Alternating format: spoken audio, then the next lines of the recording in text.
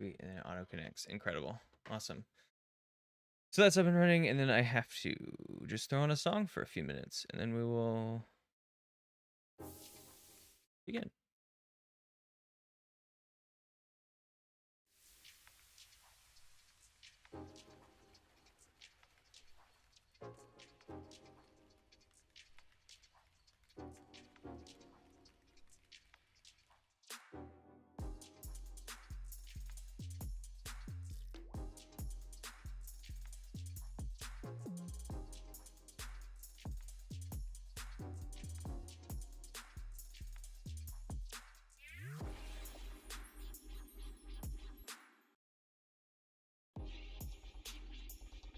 All right, cool. 3 minutes and intros.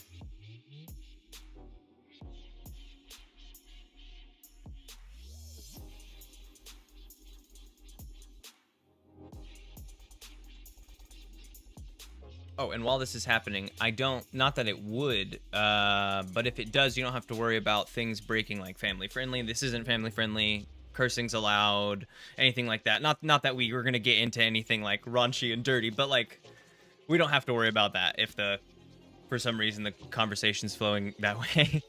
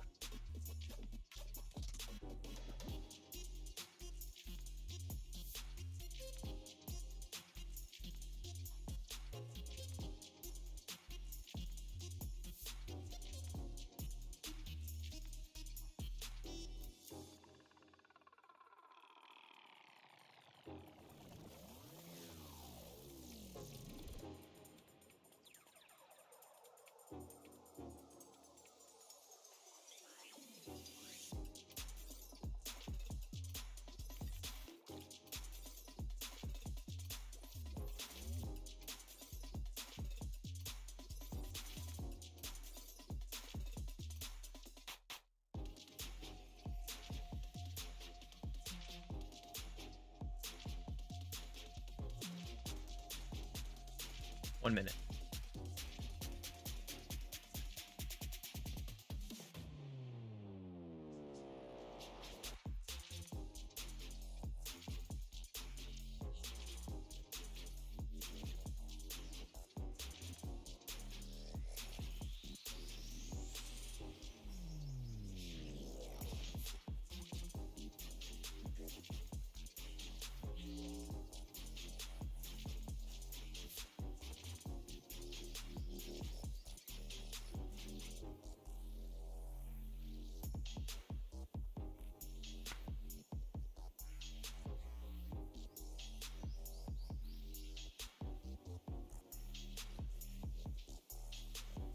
All right.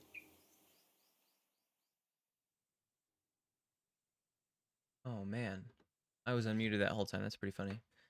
Well, now I'll click here. Hello, everybody, and welcome to, I think we're episode 18. Welcome to the 18th episode of the PureJoy Podcast. I'm your host, M, and this is a bi-weekly exploration into what brings people joy. Today, I have with me my guest, Tristen Farley. Some of you may know him as KrinKrea on many of the social networks, the YouTube, the Twitch, Twitter, all of the sort of social strata. And he is here today to tell us about his joys. So I'll probably be bouncing back and forth the whole episode, Tristen, Krin. But why don't you introduce yourself to us here? Tell us who we're talking to today on the podcast. Hello, everybody. My name is Krin. That is what I generally go by online. Most of my IRL friends do know me as Tristen. That's what I've gone by my entire life. But Krin is actually one of those things that does come from joy. You see, way back when I started DMing, I started my long journey through D&D and Star Wars and all these other tabletop RPGs. KrinKrea was actually the first NPC I ever made. He Oh, was this Felucian scout that I made for the Star Wars game I was running. So that's where that name comes from, and it's a name that it means a lot to me, and so that's where Krin is wow. from, and goes into my 20-year journey through tabletop RPGs. And my obsession with Star Wars, thanks to Knights of the Old Republic games, and the John Williams music is another thing I absolutely adore. I'm very big on instrumentals and that sort of background music that you can get in. Shout out to Saints Riot for getting me into Katana Zero, because that is a soundtrack that I have been listening to nonstop for the last like 3 years since he started putting Wow. them those in his video. Like I'm all over the place, but in the end, I'm a giant nerd. I'm a giant geek. I love so much about what culture can has brought to us through storytelling and through the different mediums that has come.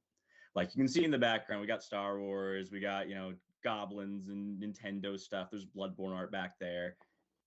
Excuse me, just turning for a second. This Mad Max poster on the side here has been it was one of my first big purchases as an adult. Like storytelling is so important to me, and that's why I went to school for acting and why I still want to be a voice actor and writer today. Wow. So just sort of a shrine to sort of nerddom in your room.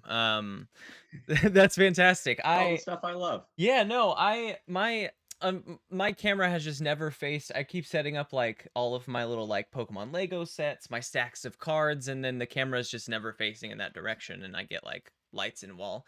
So I make lights and wall work, but they're here, just off to the right instead of the left. That's fantastic. That Well, is what's up? it's also my working library is right behind me. So this is my D&D and Pathfinder collection right here. That's all the Wow. books there. So Yeah. it's practical as well as just something Sure. that brings me joy. Sure, absolutely. I mean, I that's really cool. I think I had known that it was part of a tabletop role-playing game. At some point, I think you had shared like a little tidbit, but that's really cool that like it's the name we know you by already. It's your joy here on the podcast. It's just a really cool through line. But before we get into that, before we get into your the pure joy of your life, we like to start with a little question, a little bit, and that is what today has brought you joy. You look back on it just this morning. Where have you found joy just today? Just today. Well, so one of the things right now is I'm alone in the house and whatnot. So I have all the animals just here chilling with me on my bed and whatnot, and that always just gives me joy because they used to be where they'd all roam around the house. And the more that I've been streaming and hanging out here, they've just decided that they'll chill on my bed, they'll sleep here, they'll nap, and I just love that. I love my pets. Yeah, my cat has been more snuggly, I guess, like attached to me in the past few days. I think since my partner went out of town, like right away he was like right up on me. And any chance I'm walking around the house, he's like begging for attention. um very cute lately. um my joy today, I woke up, I was feeling a little tired this morning, but of course after my coffee I felt great, and I was peeking around some streams, and I found this streamer, the gaming NP, and just her entire like vibe, and she was just like laughing and joyous, and she had so much energy, and I just like found myself, I generally have pretty hard time focusing and like staying in a stream for too long. I'll switch up streamers quite often. But I just like found myself there chatting with her for like an hour or so, and I really just enjoyed it. It was like just a joyful conversation. um yeah. Yeah, it was just a good morning. It brought like, the brightness to my morning, I think, that maybe I needed this morning. Yeah, that's great. I have a really hard time going out and finding new streamers to follow and whatnot. It's something I'm bad at. Mhm. I'm very much someone who will go back to my friends' chats because I know I can just hang out with them forever and keep them up in the background. Because streaming, or at least watching streams for me, is more of a passive thing. It's fun to be able to chat with new people and whatnot, but normally I just have them on while I'm doing other work. Mm-hmm. So it's not as much of an active thing where I'm like, oh, well, let me go hunt around here, see if about this new game I wanted to play, and see who's streaming it and whatnot. It's not something that really comes to my mind. Yeah, yeah, yeah.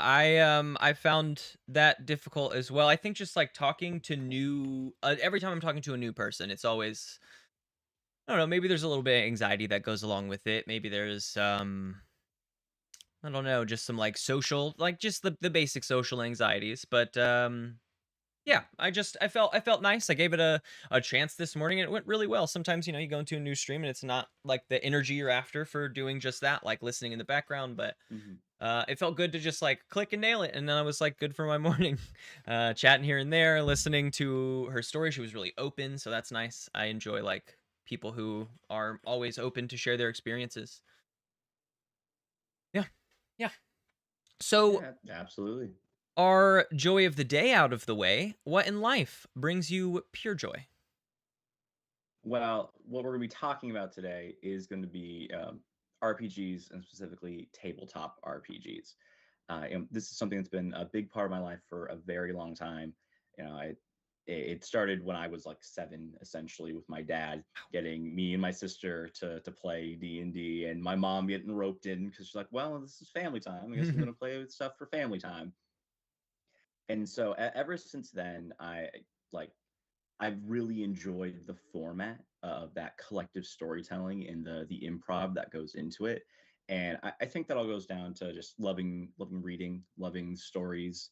I learned to read for Pokemon. I have the Pokemon guide that I learned to read in the background over here as well. Like it's always been that idea of adventure, that idea of exploration, and being able to share that with other people, especially people close to you. It can be fun to do, adventures with random people you meet at like a Comic Con or whatever. But being able to share those stories with your friends, it's just something that always has brought me joy. And the longer I did it, the more I was willing to take the driver's seat in that, become the DM, tell the story, get everyone to share those things together, and to go through a little bit of self discovery and exploration on their own. And I just think that is what really brings me joy, is just for people to be able to find those moments and discover something new about themselves that you can't necessarily do in the real world. Yeah, yeah. I mean, just playing the concept of like tabletop role playing games and there being anything goes, and generally we take place in like a higher fantasy setting. So we're Hmm. talking like things just we could never touch upon or do or think about, like the magic and the just all of the general world flow is so different in Hmm. 90% of tabletop role playing games that are like, campaigns that are kind of created. So there's just not, yeah, like you said, a chance for us to get any of those opportunities to see what we would do. And a lot of times, even when we're playing characters, I think in these tabletop role playing games, a lot of the decisions come down to our own lens on the situation, right? Like it's Hmm. you can only go so far in role playing a character to an extent. Sometimes, like, unless you say out loud like, well, this is what my character would do, and then you do the thing, like I find oftentimes that I'm making decisions that only make sense to me as the player, as like am playing this character, which lends to And helping me that's a learn. Yeah. point a lot of people start from, is just that stance of like, okay, well, this is what I would do, and this still makes most sense, so I'm going to do it. Okay, my character might not do this because it wouldn't make sense for them. Maybe I won't do that. This would make more sense for them. Yeah. It's that slow little build up for it. As someone with a really strong acting and theater background, it's a lot easier for me to put myself into someone else's shoes, and that's a skill that I see lacking in a lot of people. I work in customer service. I do coffee, so I see this all the time, both with the customers that come through and with my coworkers, because we all very much get caught up in our own narrative and wanting that to be the most true, the most accurate thing, and being able to share it in collective storytelling means you get to watch other people take themselves outside of their narrative, and at the same time helps you to do the same thing. Yeah, I find myself thinking in the same fashion. quite often is that like I know that people are living in their own truth and their own like Mhm. what they know to be I just like factual about their space for the moment. And if that I mean, means that they're seeing is upset, believing. right? If that means that they're emotional for the moment, then that is truth for them. Like they've been facing things that Mhm. causes them to be that way. And sometimes you can be a bit affronted by a large show of emotions, but taking a moment to recognize the like just like nature of that, like you face that, they are facing that now. So if we could just be a bit of understanding in this moment, it could help that. And to tie that back into the joy, like you like D&D and tabletop role playing games give you the opportunity to get so many more examples of that kind of at like rapid fire pace to really expose Mhm. you to it. Yeah. So what about we've talked about it a little bit, but what about do you think like is it the feeling of nostalgia, the feeling of creativity? What keeps you coming back to like tabletop role playing games for 20 years? I think a big part of it is the creativity. I've jumped around through a lot of different systems. D&D was where I started, but the Star Wars Saga Edition and the 3.5 version, I've played a bit of that. There's a 5th edition version that I've looked into and haven't gotten a group together for. There's all the D20 modern stuff. There's Palladium games, which if you've I don't know how much you know about Palladium as a series, but they are pretty much a giant mishmash of every genre you can. Okay. But they also have a lot of like source books that go outside of that. One of my favorite for them is the Dead Rising campaign setting, which is just a zombie apocalypse. Everything zombie apocalypse. So that was really big, like a decade ago. We were trying to get people to play for. I've done Legend of the Five Rings. I've done Traveler. A little bit of Call of Cthulhu here and there. And every place has their own narrative that they want to impart and Right. that they want to tell.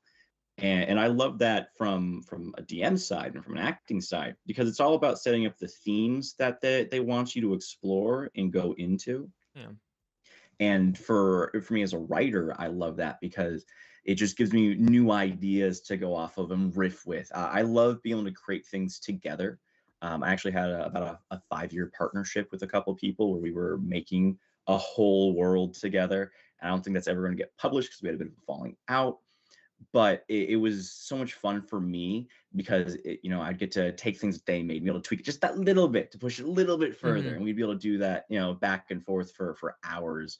Sometimes we'd just be sitting there, smoking and writing for like 8 hours at a time, having just so much fun because it's that pure creativity which you're limited by in other mediums. It's true. Once a TV show is done, you can enjoy it. You can write your fanfic. You can be speculative about it, but it is concrete. It Mhm. is done. Yeah. And to the same extent, that's how video games work. There are only so many options that they've actually left on the table. That's why stuff like Fallout, which does have many So many tabletop choices. iterations of. I actually made a powered by the apocalypse Fallout game that I was playing with my friends for a little bit, and I absolutely love that because the lore is just all over the place there. Um, but even with all those choices, you're still limited by what they allow you to do. Mhm. That's why New Vegas will always be one of my favorite games because you had so many more options on how to interact with people, and why the transition to Fallout 4 was really such a jarring thing because I went from being able to have 8 different options when talking to somebody and getting new information out of them to, well, do you want to hit up, left, right, or down? That's what you get. Good luck. Hope you can say everything you want with this vague descriptor. Mhm. Mhm. And that's like And so, the benefit of these tabletop role playing games, right? Oops. Knocked my whole thing. Now it's shining me in the eyes. Um is that those options become infinitum. You infinite. can like Yeah, exactly. up, down, left, right, inside, outside, around. You can give a flowery speech if you want. I've had players prepare poetry before for a session, which I loved that. That was so cool. Like there's all these little bits and pieces that people can find more expression through with tabletop RPGs and be able to share that with the people there. You have people who paint minis because they really love to get that sort Yep. of character representation in their hand to be like, yes, this is me. See, that's who I'm playing. And then they'll do one for everyone at the table. You have people who just draw their OCs, and doing that makes them identify so much more with who their character is, because they can see that look like, yeah, my character is smirking all the time. You better know it. And then you'll have the people like me, this is something I'm guilty of, who will write a 10-page background, backstory, climactic hero's journey that ends with them losing all their power and like, yeah, that's for the first level. Yeah, they know things, but they've also forgotten a lot. Yeah, I But mean it's important to be able to frame, like, when you're playing these tabletop role playing games, like, be able to frame everything properly, allow, like, your players, I guess from the GM point of view, to allow your players to sort of have that open-ended creativity, and then use your own creativity to tie it all together in a sweet bow for the start of the story for them. mhm. Yeah. It's a No, sorry. Yeah, no. no, it's exactly that. It's giving everybody the freedom to do so, Mhm. which is something a lot of people are kind of hesitant to do in creative spheres. Coming from the arts, it's something you see with a lot of people more technically minded, is that they're very much based and rooted in reality, and because of that, they aren't willing to let themselves feel a lot of the joy of childhood that they got when they can just make up whatever and say whatever and find things to be true to them, even though they're clearly not true. Sort of an unrestricted freedom. And I think that sort of childlike joy is something that's really hard to find the more as you grow up, because you do have so much more weighing on you, so much more that you've got to consider with everything you do, and that sort of analysis paralysis Yeah. can, I mean, does hold back a lot of people, myself included, at times. But being able to go back to just a simple time where everyone's a character in some land far, far away, and everything that's affecting them is just what's right around them.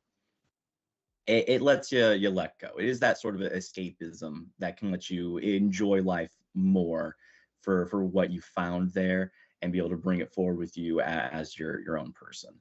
Yeah, I mean, that like kind of mentioned it, is that unrestricted freedom to just do whatever you want and live in whatever space that you have for the moment to inhabit. Like, I when if I'm thinking about, like, role playing games and tabletop role playing games, like, I love some jokes, but I like a good serious story that we can down into and dig apart. But I've had, like, some of my Hmm. best role playing experiences are things that, like, maybe we would consider a one shot even if they go 10 sessions, and they're like playing the JoJo's tabletop role playing game. Like, it's just a laugh. Like, it's just a laugh and a riot, and, like, Hmm. you can't, like, it may be a serious, half serious story, but you can't take it seriously because it's a soap opera. Like, you're playing a soap opera, an Yeah. anime soap opera. And Hmm. uh that's like the fun of it. Is like sometimes I'm playing D&D and fantasy and I'm seriously looking for clues, and other times I'm like playing JoJo's and we're like laughing at the wildest situations that could happen because you're in an anime soap opera, and it's Or you're playing the Wendy's adventure. Like, there's so many silly and like just offbeat campaigns that are out yeah. there, or one shots that are out there. I like the Weeby Goblin series that Pathfinder did for Free RPG Day for, like, I don't know, half a decade, maybe longer. I, Oh, I don't know. I lost count after five. Um, but they were just supposed to be these dumb little adventures where everyone's playing a goblin. You're probably gonna die, and it's written in there like, oh, well, if somebody dies, another goblin looks just like them and has the same name. It just shows up because they're goblins. They're too dumb to not have the same names. Hey, that was your hero. They died. Now you're the hero. no, you're the hero.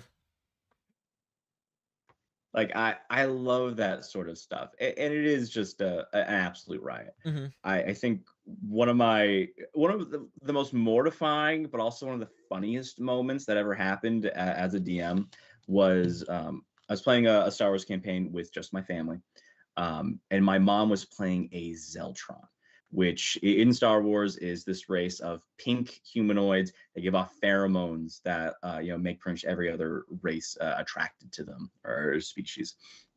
Um, and so my mom decided she was going to play this up.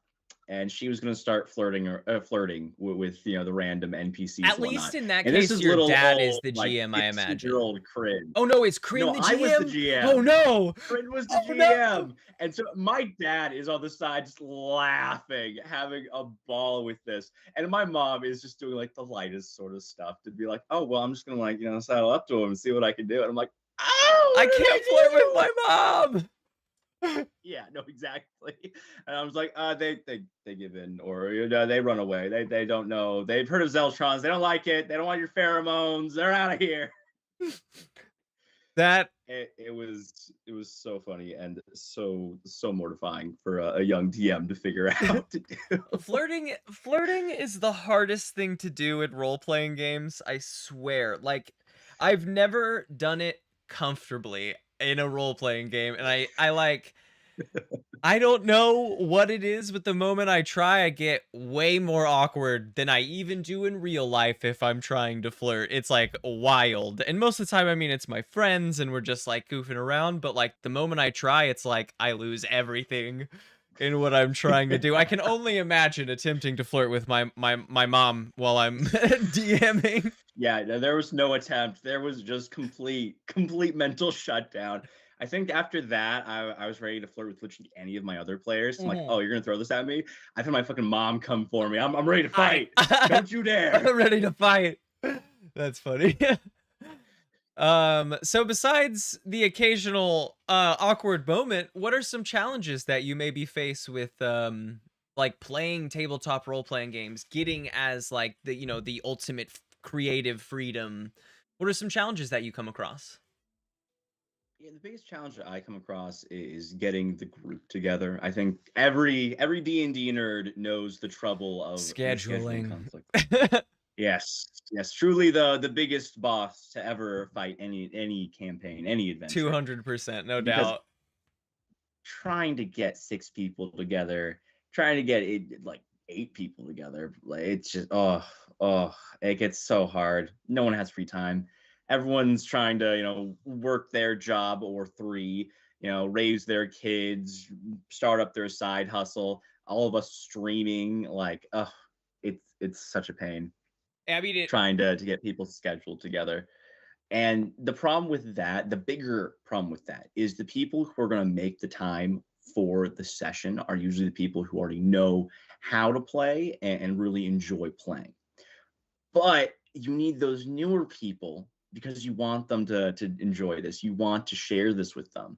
You need them to come. You need them to yeah. commit, because until you do, you can't teach them. You can't show them, the joy that you can find here, the release that can be there for just letting go of the rest of the world for a little bit. And that's especially harder with IRL groups. Getting everyone to the same spot can also be hard, just from commuting times and getting off work and whatnot. And for those, I really do like to have smaller groups. That's actually what my Yep. current work is going towards, is making a game that's more focused on like 2 players to I love a DM two two-player group. players. Like I very much enjoy that. I think that you can just have the 2 players really bouncing off each other, getting a good little rhythm going, and then you as the DM can just present them challenges as they buddy cop their way through the world. Yeah. Um, but it's supposed to be more based around that and more around immersion. There's a lot of immersive sims is the genre that they're called in video games, for stuff like System Shock and Prey, and to a much lesser extent stuff like Fallout, once you add in the survival modes for Mhm. them. And that's really what I'm trying to accomplish here, is to give it much more of a rooting for you in what you know in real life. You got to eat. That's your motivation. You've been out on the road for a week. You ran out of food. You haven't been to hunt anything. You're just happy to get in town, and that's why you're going to the tavern. You're fucking hungry. You're Like hungry. it's stuff like that that I think is really important to get people invested first, and then they can start seeing more what their options are, where they can take it from there. Oh, I'm hungry. This random goblin that I'm fighting probably doesn't want to fight me. He's probably trying to rob me because he's hungry. Hey, dude, have a trail ration. Leave me the fuck alone. Like Mhm.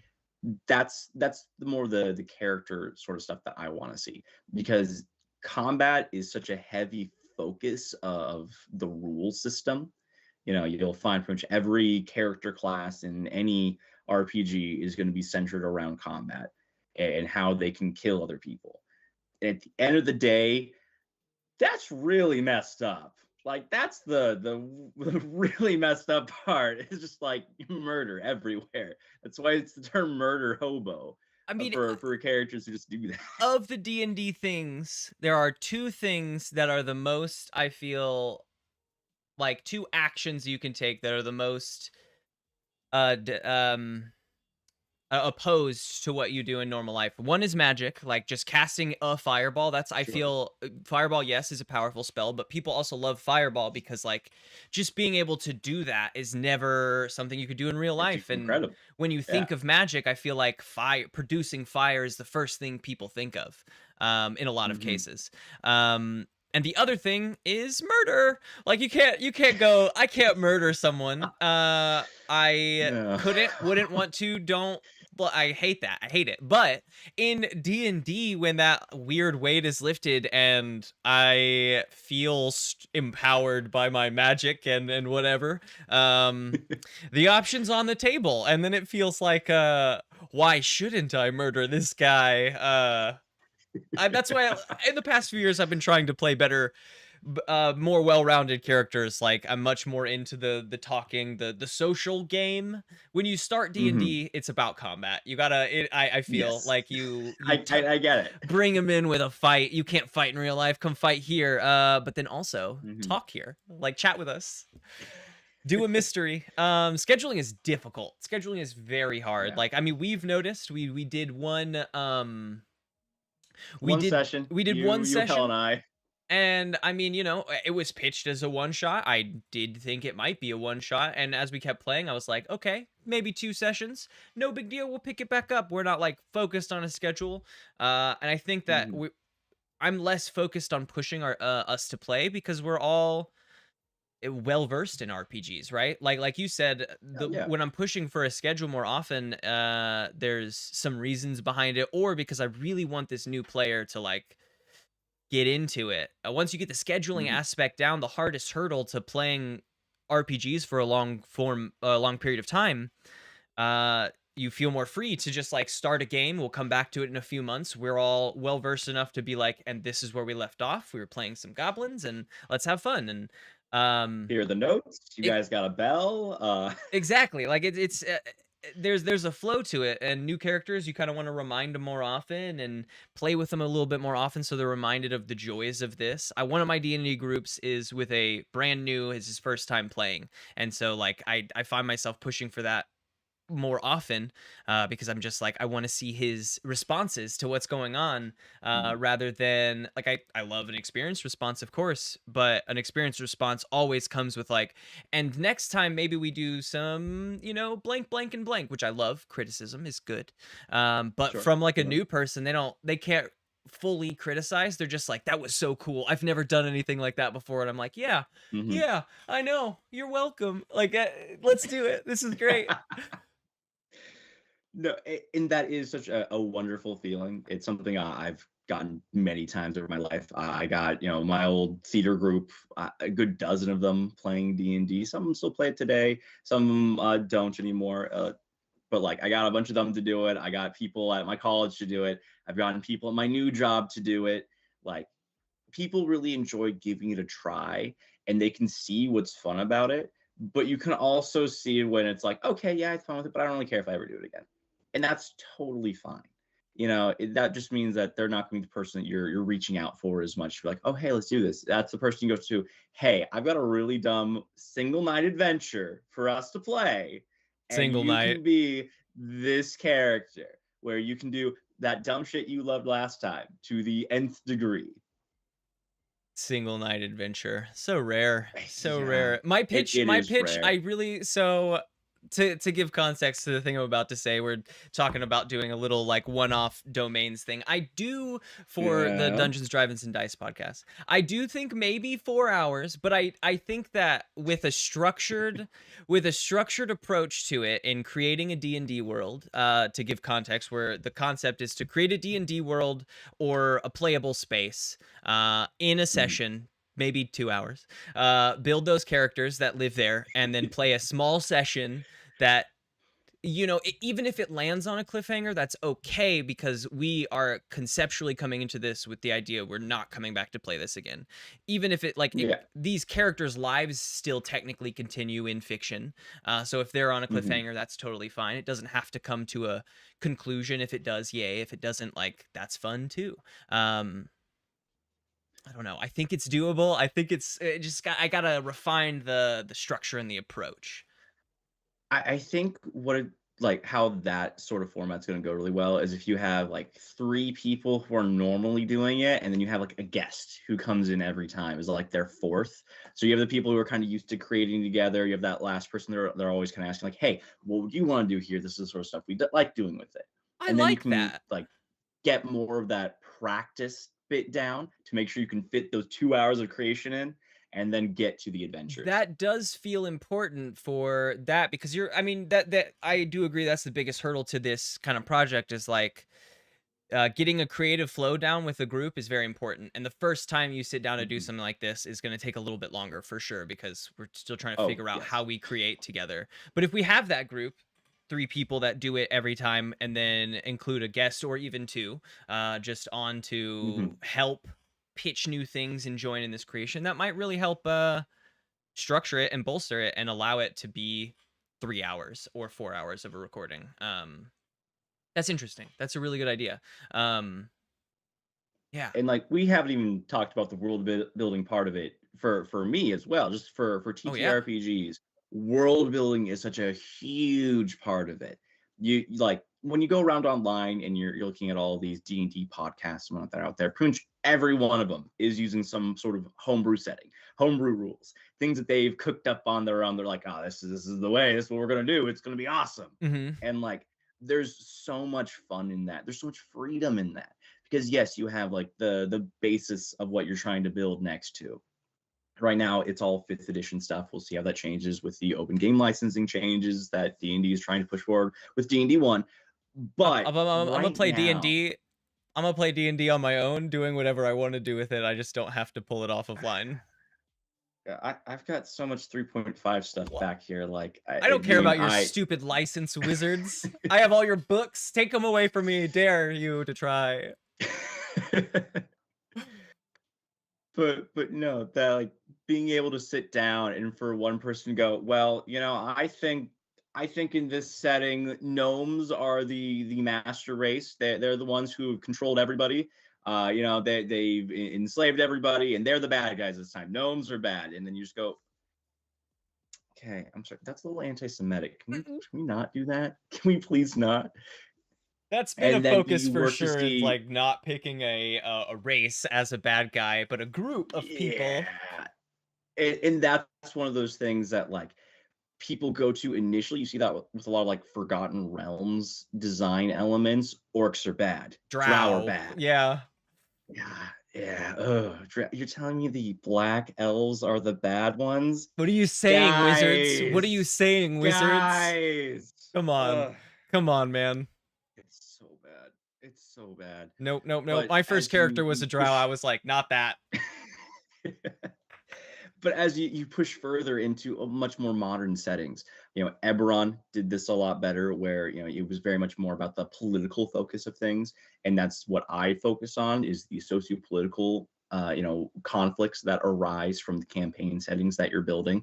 You'll see that a lot more in Pathfinder as well, in their Galarion setting, where it's all about the nations. Everywhere there's like 70 nations or something. Each one has its own splat book going into like why they hate everybody else or the people around them and whatnot. Hmm. And that's where you find so much more exploration, because you're no longer putting it to like the basis that Wizards has kind of pushed for so long, because it was rooted out of the 50s and a lot of the racism that comes out of the United States. And nowadays, being able to include trans characters, that was such a huge thing in the Wrath of the Righteous campaign for Pathfinder. Was one of their main characters was trans, and it was never really talked about unless you talked to her and her love interest. And like that was such a big thing for me to find, and to find ace characters out there and whatnot. like I did a lot of discovery about myself as an asexual person by playing a Warforged in my college campaign. That was before I even knew the term ace. But I wanted to play a character. This is a character I wrote 10 pages of backstory for Yes. and sent to my DM, who I didn't know at all. This was a complete Skype group. So Amazing. A we stranger. Here's gone 10 together. pages. Yeah, no. Oh, Jasper, thank you for putting up with me. Um, but like we got together on a looking for group Tumblr that existed back in the day. I don't know, it might still be running. I don't know what Tumblr's doing anymore. Um, and Dying. none of us really knew each other. Maybe living. I don't know. Twitter might be Just barely dying. living. Yeah. I guess they're all dying. Well, in the Sylvia Plath sense of the word, we're all dying. Yeah, right. Um, but that was such a great way for me to explore that, because everyone else was making more of these bonds between themselves and the characters they were rescuing and whatnot, and I got to be just this really stoic figure who's like, well, that is the right thing to do. Yeah, that's probably the greater good. I can get that, but at the same time, I could be like, I don't. What this person's not going to seduce me. I don't know what you're talking about. I'm rock. I'm rock. I feel like from my beginning in D&D, I was immediately impressed with my DM. Just like being given the options I was given and the way that he thought about what these NPCs were feeling really like opened me up to like trying that out. It really inspired me. I think there was maybe a few different arcs I played there, and then I immediately like dove into attempting. I was like, hey, would you mind joining? Maybe we switch things around. Maybe I DM, that way I have you here, help me out, Mhm. tell me what what I can do better as we're going. And since then, it's like everything is homebrewed. I think even my first one was homebrewed. Mhm. I just like sometimes I'll open a module, and the moment I find inspiration, I'm like, ooh, this would be a good idea. Closed. And I'm like, and here we go. It's creation time. The whole world I gotta Absolutely. build up. This ocean is called this, and these people control it, and these other people don't like that. And and then I'm like, here, build some characters in here. Here's like a whole little set. And what do you guys want to do? And that's like the fun thing for me, is that like I mean, I guess it's back to the creating as a group. Like the group think that kind of Mhm. begins to happen is that as you get a little better at it, you start to include that. Like this person's backstory says that this thing exists, so I can tie that in over here and mix it all Mhm. together so that Mhm. my world is complete and I didn't have to add in every single detail. They added in some, I added in some, and they blended. One of my favorite DM tricks is taking something somebody says offhandedly and then working it into the plot. I had one of my characters said, or no, I said, yeah, they're selling like hotcakes, and they said, I don't know what hotcakes are, but I'll buy it. And then we had a whole conversation about what hotcakes are, and I pointed out a new shop that sells hotcakes, and like we didn't do Mhm. anything with it, but it gave us another few minutes of just like interacting about this dumb Fun. comment that we made and kept making. No, and that's the sort of thing I adore, because yeah, it's when you as the DM are just going, and then one of the characters catches you, and they're like, "Wait, is that a thing?" And you're like, "It is now." So yeah, we're gonna go all into it. Yes, and Yes, and indeed. Yes, and indeed.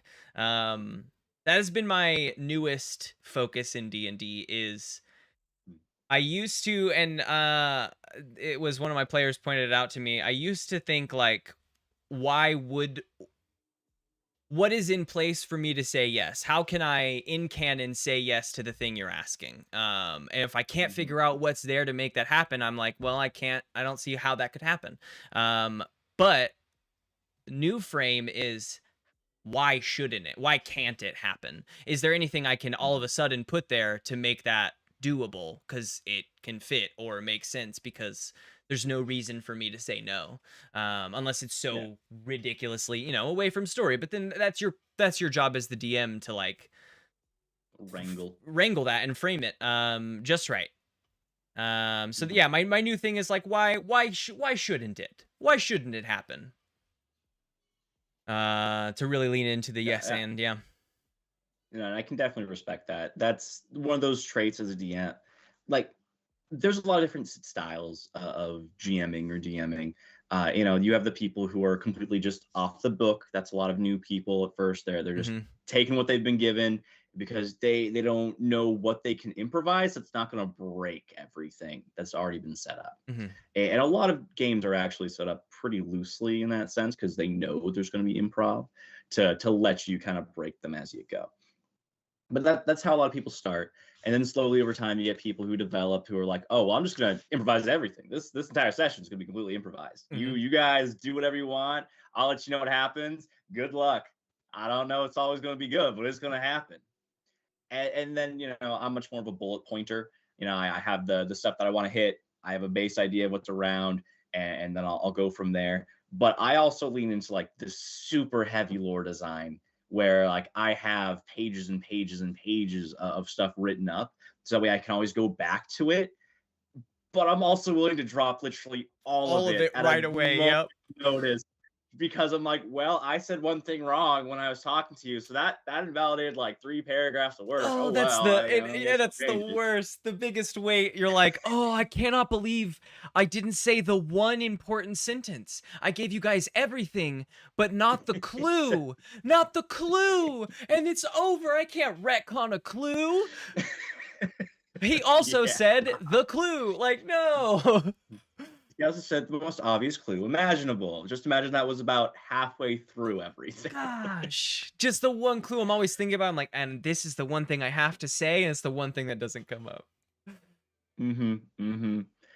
And like for me, that's just fun. It keeps me on my toes. The thing that really kills D&D and TTRPGs for me is when I'm playing through it and I know everything that's going to happen. Like I hate that. I can go through a pre-made module, but I can't say I know everything's going to happen unless you guys follow it exactly to the detail. And I don't expect that. I never expect that. No one I've ever played has been such a rote player that they always go through and do everything the way I think it's going to happen. Right. I've had some Never. uninspired sessions where people don't really get off the beaten path. They only know how to do 2 things. That's check for traps and fight stuff. And that's okay. It's just not that interesting to me. And that's when I'm like, all right, well, there's no traps. You fight this gelatinous cube and you move on with your day. What does your character feel about this? Yeah, how do you feel? I feel like there's a good way that the D&D book puts it, and that is that like the types of players you have kind of fall into different categories, and that is that some are here for lore, some are here for fighting, some are here for high fantasy, and some are here to just hang out with a group of people. And it's important to know what your players are. Like I think I have in one of my current groups, like everyone is a different category of player. And so it's important to make sure that at some point I can trigger each of their wants in a session or in an encounter. Give them a fighting opportunity, give them a moment to possibly get past it if they do their research right and can now charisma past it, or investigate their way out of it, or whatever that is. And And I think a big part of that is also helping people to choose classes that are going to let them function in the way they like to play. yeah, that's important too. Because when I have new characters coming through, I typically I don't make them spellcasters. That's a lot to know and understand, and rules to check through. I let them play rogues. I let them be little scoundrels running around doing little thievy things. They pickpocket every merchant in town, whatever. That's fine. They'll learn not to do that once the guard comes. But Once you that's get just part arrested. of consequentialism. Yeah. Now it's kind of the whole party's problem. You can We murder, made it but hey, that the way. law exists here too, and the reason you shouldn't murder still exists. Yeah, that's still like a basic truth. Yeah, I know we're out in the boonies, so you can probably get away with it a bit more, but like, Don't do it because you can get away with it. Yeah, you're playing a paladin. See how this is lawful good? Yeah. Oh no. So, tabletop role-playing games, they hold a big part in your life. It seems that they have for a long period of time, right? How do you think that just being like RPG game focused has maybe affected your life outside of even just playing D&D, like in your day-to-day when you think about how you interact with people or how you go about that. Do you think that this has affected you in any way there? Oh, definitely, definitely. That is such a broad and open-ended question, and unfortunately, like, the answer is it's affecting me all over the place. I'm constantly thinking about stuff in terms of morality and in terms of, how we can, approach things differently. And it's given me a huge amount of empathy over the course of my life. Now, I'm not saying that's like the only thing that has done so, but it's definitely something that's helped me and to, try and look at things from other people's point of views. It's definitely gotten to that point where I can kind of predict how people act and react in certain situations because I've seen it before through through other games, through analyzing how other people assume these sorts of things happen. Like, there's tons of dumb little scales in RPGs, like, oh well, this is how people go from hostile to unfriendly to indifferent, and like, I can measure that out when I'm talking with somebody, be like, oh yeah, you're not really liking what I'm saying. They're at the Well, indifferent level right now. I can put on some more honeyed words here. I know how to do that. Not quite I'll turn up the hostile, charm. but we're at indifference, Like, definitely. like I can recognize how that stuff kind of plays out in real time, so to speak. And that's fine. It's definitely something that affected my worldview a lot more when I was younger. Just because, when you're hyper fixated on something, it becomes everything that your brain is thinking about and comprehending and Hmm. putting together in all these different manners. And that was definitely something I kind of broke out of. It's actually one of the reasons I don't wear a watch. I used to wear a watch when I was younger, and my life was ruled by time. And if you know how combat works in RPGs, it's all Yeah. ruled by time. 6 seconds, baby. 6 seconds, gotta do it all right then, right now. And like, for a long time, that's how I kind of recognized it. I'm like, oh well, how much time am I wasting by doing this? Oh, I'm wasting minutes. This is my spells going down for the day. This is me wasting the bonuses that I have right now because I'm just not using them well. Mm. And God, that was anxiety I was inducing. gonna say that Oh boy. feels like anxious. It was bad. It was really bad. Um, and so it's not that there aren't useful things you can get from that. It's just everything has to be taken with a pinch of salt, a grain of moderation. Um, I think the most important stuff you can take from D&D and other RPGs is the social aspects of it more than anything else. How you interact with people, how you talk with them, how you think about what they're doing and why they're doing things. Those are all the sort of problem solving skills that aren't really taught, so to speak, in school. It's stuff you learn on the playground through your friend groups, maybe. That's a And good even point. then, Yeah. it's not really like a heavy emphasis a lot of the time. Most of the time, for kids, at least that I knew, we were all incentivized to do the gifted kid stuff where Hmm. you're reading more, you're pushing yourself further, you're doing homework on lunch breaks Yep. because you don't have time to do it the rest of the time, and so you lose out on a lot of that. But the more that you do think about it, the more that you push yourself to be more socially conscious, I think the better off your life typically is. And Yeah. that's just one of those little things that where your imagination really comes into work a lot more. Yeah. I mean, I didn't start playing D&D until college, but I mean, even Mhm, still, I would totally agree. It's like a fast track for large amounts of experience because I mean, even in a session, say a 4 hour session of D&D, we go through so many small interactions about what would I do in this one tiny moment. That it's just like a fast track to gaining experience on experience on experience on experience. And when you play, I feel like when you play D&D, it registers more as like actual an experience rather than when you go about your life. Like when you go about your life and you know mhm. pick up something, you fill your bottle, you do X, Y, and Z before you go to work, like that is habit, and you're not thinking about the experience of doing this because it's like muscle memory. It's the thing you do. Yeah, And while it's this the may be, norm. it's the norm. And while this may be muscle memory for your character, they won't think about having picked up this item. Mhm. It's a new experience for you having done it. Or been a part of it, or talked to this person in this way, or been faced with stealing something. Maybe you've never stolen and now you have to deal with that situation. And it's just another fast track to Honestly, learning a new. that is such a cool thing to see for someone, especially someone who's like been a goody two shoes their entire life, is getting them to steal something for the first time. That it really does hit them. Like you can see that just go through them. Like, wow, I I've never stolen before.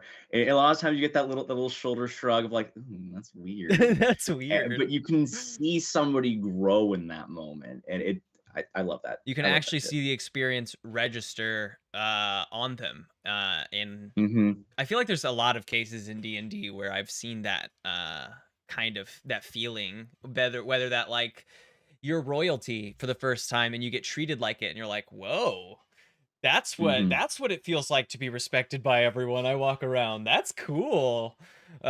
Stealing, like that's always a good option. I still feel like people don't think about the murder. They do the murder and they're like, I did it. Not that No, I mean no, you they don't want that to don't. weigh on you. Well, okay. This is one of the things that, like, as a DM for a smaller group, I would like to emphasize. I'm really trying to make the morale system matter more. Mhm. So the first time you kill somebody in session, yeah, your morale's going down. I'm sorry, that's gonna be something your character has to deal with and remember Mhm. I've because definitely like sorry. No. I go was on. gonna say I've definitely You're good. like You're good. faced a player with that before, where like they came across an enemy or a thing that they weren't. It was like a big Hmm. dog creature, and they were like, "Cool, we're in a dungeon, so we're gonna murder it because it's right around the corner." And they popped out and they all casted perfect combo spells and killed the thing and blew it up. And then its friend came around the corner and was weeping that they had murdered their friend and like, why would you do this to my friend? And like now you Yeah. have, and everyone in the session was like, what is this reaction? They're supposed to be mad and get aggressive.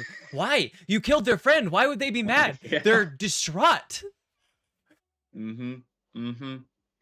And like that's such a difference in how RPGs have been made. I'll say is morale was something that was used to never be published anywhere. It would always be something like, oh well, this thing fights to its death.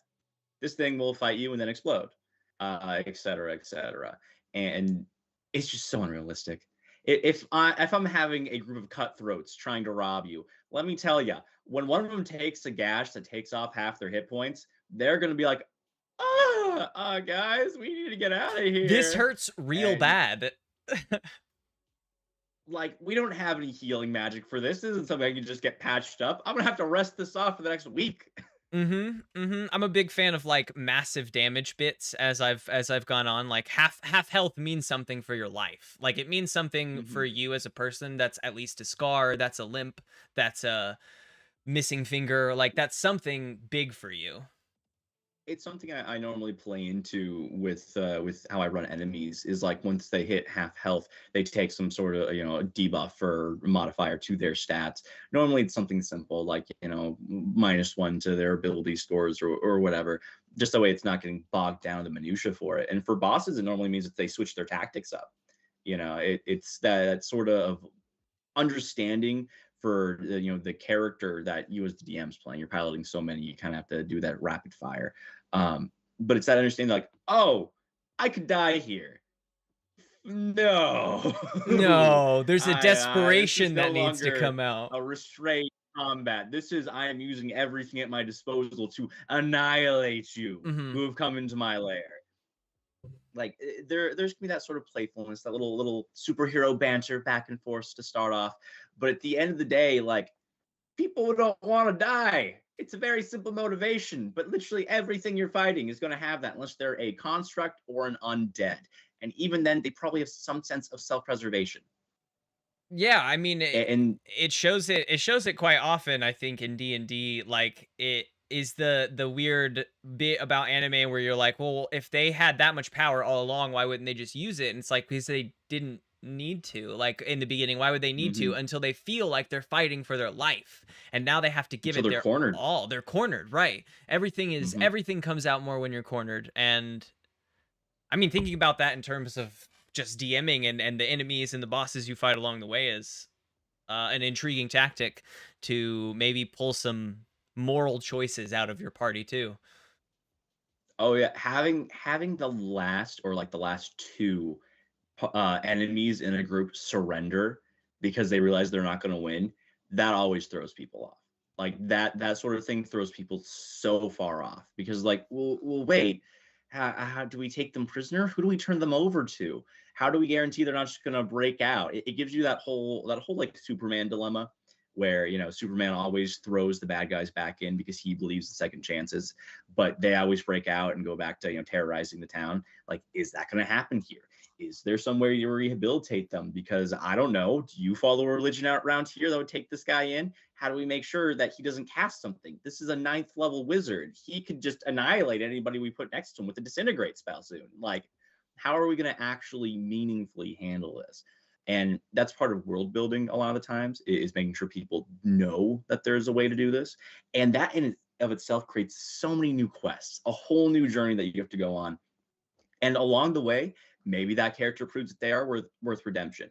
Maybe the party decides that they're going to keep them with them and be their personal accountability partners because, now this NPC who was never supposed to survive, but was just in the right place at the right time, is now the 6th member in the group because everyone wants to see them get a better life. Yeah. And that's the sort of stuff that always gives me a little bit more hope, just in the world, in humanity, because you can watch, your friends actually, care about someone who hours ago, minutes ago, 2 rounds ago was 12 trying to kill seconds ago. them. Yeah. Yep. 12 seconds ago was trying to kill me and now they are not. And now maybe yeah, they're pretty good. Pretty good. We could use somebody like that on our team. Yeah. So we've talked about a lot of different aspects of tabletop A role-playing lot. Yeah. games, of D&D, and I think sort of the mindset that comes with this. Is there anything we haven't touched on that you're a big fan of in this sphere? Specific games you love? I don't know, anything along those pages that you're like we haven't chatted about that. There's just so much to chat about on this topic. We could probably go for a whole other hour I mean, no in doubt. all honesty. Um, as far as particular games, I think if you really want to capture like just the pure joy of a tabletop RPG, you should look into Toon. Toon is a game where you're literally playing as a cartoon character. So you can do all the dumb, stretchy, like your arm goes all the way back like a quarter mile before it slams down on the strength meter. Like you can do whatever you want in that game as long as it's funny. And when something falls flat, literally your character falls flat. Like that's the joke. Is like, oh, that wasn't a funny bit. You fall over. You've become 2D again. You have failed. That's funny. That's funny. That's Like very approachable too, it seems, because cartoons are just like it is. knowledgeable for everyone. And you can draw on whatever. You can play Bugs Bunny if you felt like it. You could be Wile E. Coyote. You could do as anime shit as you felt like. But I feel like Toon is a less talked about game because it's such a silly genre, but it's also something that's highly approachable and it's something that you can play with kids and they will inherently get onto it. That's actually probably something that I'd want to talk about a little bit more is um, I have played D&D from a very young age, Mhm. and I think it helped me a lot in a lot of different ways. And I think nowadays it's becoming more common. Before I left LA, I was actually helping one of my coworkers with getting herself and her kids set up to play because one of them was interested in it. Hmm. And I think including their partner, there was 5 of them because they had 3 kids, and they were all gonna start playing. And during that time, I was doing a lot of research into kid-friendly modules and whatnot that's put up there. And I think that is really a key facet moving forward for TTRPGs is to make them something that kids can really enjoy because it shows that the format can be used for a lot more than just stories about war, stories about Mhm. tragedy, stories about death. There are murder mysteries out there, but murder right in the name. There are political thrillers that go on, But a lot of the times when you're looking at RPGs, they're very heavy conflicts, very heavy topics that get brought up. And I think that is one of the things that hold a lot of people back from playing, is because they already deal with some facet of that in the real world. Like, I'm sorry, I do the best I can in my campaign settings to make racism a non-issue. Me too. It I is do as not well. something that I want my players to be walking into. It's the same thing with misogyny. I try to keep that as far off the table. If that pops up, it's because it's to signify this guy's an asshole. This is bad. This This is guy a right bad here, moment. this is Yeah. bad. And other people around him don't like the fact he's doing it either. But this is to really characterize that as a great evil. And we will not see this through most of the rest of the campaign. Because I want it to be a place where people can feel safe to explore. And you can't do that if you just bring in all of the horrors of the real world right behind you. That's And very I think true. that's important for kids as well. That's very true. Definitely working on tailoring your content to both your players, or no, your players, because that is your audience for D&D. Of course. I was thinking about, I have, audience and players and etc. But your audience is your players for D&D, and you want to tailor it to like what they're after and what they want. And that's the joy of a good DM, is that when you have one and you're working together openly, you can get the story you want and still be challenged with ideas, and not be uncomfortable by that challenge. I put it, I think, in our recent campaign at the most. I said it exists, but we just won't be touching on it. You can imagine that in the universe, because we're playing space and we're crossing the universe, that it exists. But I'm not going to be diving into it, right? We created like a invasive species committee, and then rather than talking about like people being jerks, it's only them do the this thing. So it's all sort of like coalesced. When I don't want it, we just don't bring them into it. And when I'm like, maybe it fits the situation, the invasive species committee is here, oh no. But like you said, like it makes them the bad guy, rather than making the world or the place like a bad place, with people that are just doing it. Yeah. And like, I think it's one of the reasons I really will probably never play Warhammer, is because it really puts up like the humans as basically a Nazi faction, and I can't have that. You can't be doing that. All shit. of us? No, not me. Right. Well, it's the Space Marines and everything. Like that's a brutal story. One of my good friends is really into it, and every time there's like new stuff coming out, he's like, "This is happening," and we're always like, "I don't get it, but it's so intense." It'll never be able to really get me into it because of that. And like it can be used for story purposes. Don't get me wrong, but it's not what you're after as a role player. It's not what I think the medium should be used for. Yeah. There's enough of that out there. We don't need to bring it into our fantasy worlds like that, unless you're trying to make a really poignant and specific point about how it is wrong. But humans and Space Marines are like one of the most played factions in Warhammer, so clearly it didn't work. Yeah. People are like, "Ooh, I'll play a human because I know that." And you're like, "But do you know that? But do you know that? What that means here?" Yeah. I think we're doing a Warhammer after our arc. We're doing a one-shot arc for Warhammer, and I'll definitely take that into account to not be a human. It all depends whether you're playing like the fantasy setting where things are not quite as bad. Well, they're bad in other ways.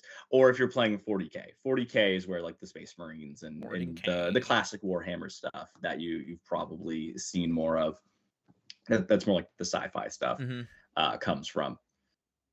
I think we are doing 40K, but okay, we're along for the ride. It's a one shot. We'll be past it. I'm looking. I at least am looking forward to. I do enjoy the differences of all of like the RPGs, and I've never played the Warhammer system, so I'm excited to like Sure. I think goals, what D&D has led me to is like one day I think I'd like to make my own tabletop role-playing game system. Absolutely. And so I love I have exploring new tried, and systems. it's a lot of work, but No there's doubt. so much good stuff to pull from everything that's been put out there. Mhm. Like I'm always going out to try and find new RPGs. Like, oh, well, how do you do initiative? How do you do skills? How do you approach this? What Because I dice only do like you how it's roll? done right now. Yeah, what dice do you roll? Oh yeah, like I've done pure D6 systems before. I've used percentile systems before. And like it's always just so interesting to get your grubby little fingers in there. I'm like, ooh, what dice do I roll How today? can this work for me?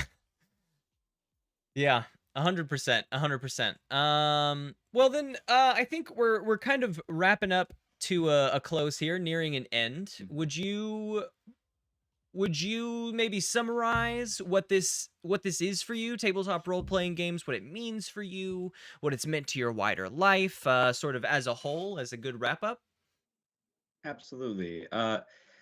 Tabletop RPGs in a lot of ways is how I measure my life. Through the different games I've played, through the different systems I've explored, from being just a player to becoming a forever GM, as I'll call it when you're the one running every game. It's opened up a lot as far as being more mindful of the people around me and furthering my acting skills, along with letting me combine a lot of the things I enjoy in life into one distinct package that I can share with my family and friends. You know, there are so many different aspects to TTRPGs. And while the math can be a bit restrictive for some, I absolutely love it. So that makes me a little bit of an outsider there. Um, there's a lot more past that, and it doesn't have to be that important either. Being able to find your own creativity within it and be able to find the system that matches how you like to play and how you like to express yourself will honestly bring you a lot of joy in life if you find people who are willing to play or people who are willing to learn more about you. Sharing stories a lot of the time is very personal. It's revealing a part of yourself that maybe you don't bring to your everyday life, and being able to find the right way to express that and to be able to show that to other people is such an uplifting and freeing feeling that I think that encapsulate what joy really is. That is a great way to put it. I find that here, especially, I mean, on the podcast, on the PureJoy podcast, we're searching for sort of my own side quest. Is just like if someone didn't know what joy was, if I was like, "Would you like to be a guest?" and they're like, "I don't know what you mean by that." I would be like, "Okay, well, from my experience with it, this is sort of what encapsulates joy, as you've so aptly put." So that's I tried to fantastic. wrap it back in. No, that was good. That's a great wrap in. That was a fantastic wrap in. Yeah, absolutely. Well, I think that we're gonna do some close up stuff here. Um, and yeah, close out the episode. But I really appreciate you coming on out, making the time to join us here on the podcast. Yeah, thank you for having me. 100%, 100%. We will. I'll send you some like little updates as I go with editing. This Mhm. I think if everything goes right with schedule, just so you know, and anyone listening knows, this should come out unless anything changes on the 29th of January. I've Wonderful. got one more to come out, I and then yeah. figured we were, yeah. I'm pretty sure there was one person ahead of me at least, and then a couple weeks for process and whatnot. Yeah, I my new goal at the beginning of this year is to not have so much on my schedule and my plate. So do a bunch of recordings all at once and then get them all scheduled out and I can sit back and just like watch them go. Is my Absolutely. is my goal. So yeah. This will should be coming out the end of January. So we'll definitely chat back and forth between then. All right. Well, sounds good. I've been KrinKrea. That's where you can find me on all the socials. If you want to talk to Em and I, you can find us on our Discord, the Legion, which is linked on both of our, I believe both of our Twitters, Hmm. and has its own Twitter now. Hmm. Otherwise, like I said, thank you for having me, and you have a wonderful rest of your day, Em. Yeah, you too, Krin. We'll talk to you later. Right, bye. Bye. As As for everyone else, I want to thank you all for coming on out and joining on the 18th episode of the PureJoy Podcast with my guest, Tristen Farley, or again, as many of we may know him, KrinKrea. KrinKrea. I always switch back back and forth between those two, but it's Krin. It's our boy Krin. He, like we've just seen, has spent this episode talking about tabletop role-playing games, Dungeons and Dragons, the general creative freedom that brings him, and how that's opened him up in his wider life to new experiences, to new connections with people, to new understandings of the way that situations are going. I think that playing tabletop role-playing games is one of the best stretches you can do for your brain. It is a stretch for your creativity. It is a stretch for your personality development, for your basic understanding of human interaction. I think that it truly, as we may have mentioned throughout the podcast, kind of fast tracks your experiences, your social experiences in a way that your average life may not in general.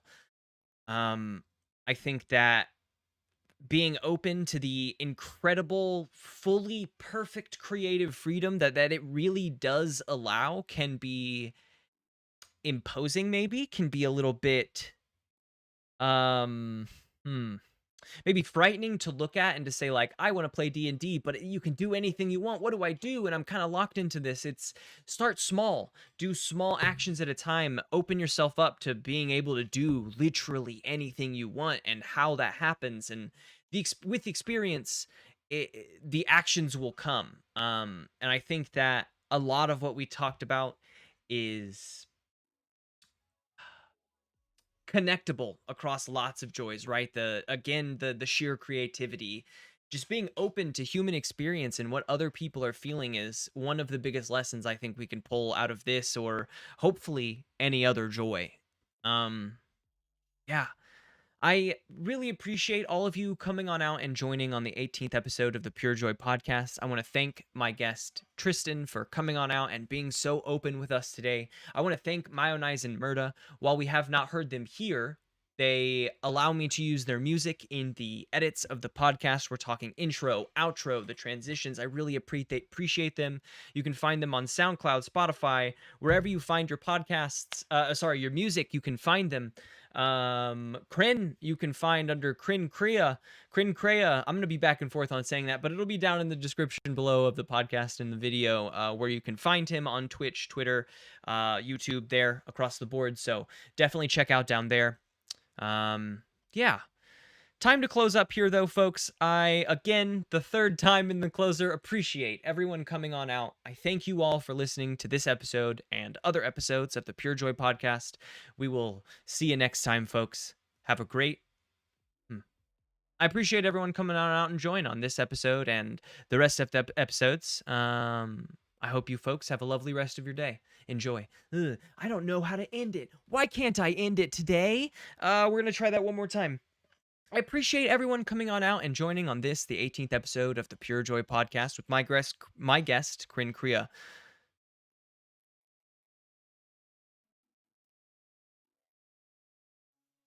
And as always, thanks for joining. What? Why couldn't I get that? Oh my goodness.